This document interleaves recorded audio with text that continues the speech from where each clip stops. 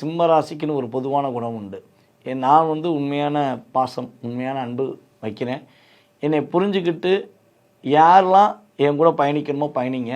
என்னை எதிர்த்து நின்று சண்டை போட முடிஞ்சால் சண்டை போடு, ஆனால் துரோகம் மட்டும் பண்ணாத அப்படிங்கிற எண்ணம் உங்களுக்கு எப்பயுமே தோணும். ஆனால் எனக்கு தெரிஞ்சு சிம்ம ராசிக்கு இந்த 2.5 வருஷமாக அதிகமான துரோகத்தால் பாதிக்கப்பட்டவங்க தான் இருப்பாங்க.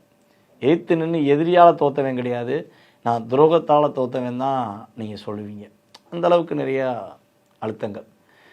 என்ன இப்போ சொல்கிறீங்க, சனி பயிற்சி இப்போ தான் ஆகிருக்கு.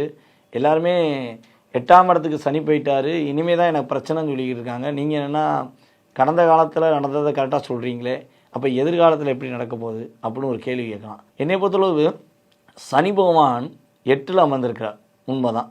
அவர் யார்? உங்களுடைய ராசிக்கு 6க்கும் 7க்குரியவர். அவர் உங்களுக்கு ரொம்ப ஃபேவரானவரா? இல்லையே. உங்களோட ராசிக்கு அவர் ரொம்ப ஃபேவரானவர் கிடையாது. ஓகேவா? கலத்திர ஸ்தானாதிபதியாக வராரு.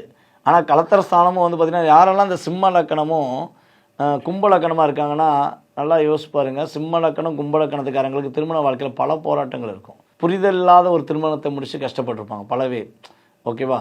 சில பேருக்கு ஓகே தசாபுத்திகள் ஃபேவராக இருக்கலாம். ஆனால் பல பேருக்கு பார்த்திங்கன்னா இந்த சிம்ம லக்கணம் கும்ப லக்கணம் இந்த சம்மந்தப்பட்டவங்களுக்கு நிறைய பிரச்சனை சந்திப்பாங்க. ஏன்னா எதிர்ப்புதான நபரை கூட்டு வச்சு, அதாவது எலியும் பூனையாக இருப்பாங்க அப்படிம்பாங்கள்ல, அதே மாதிரிலாம் நடந்திருக்கும் அப்படின்னு உண்மை.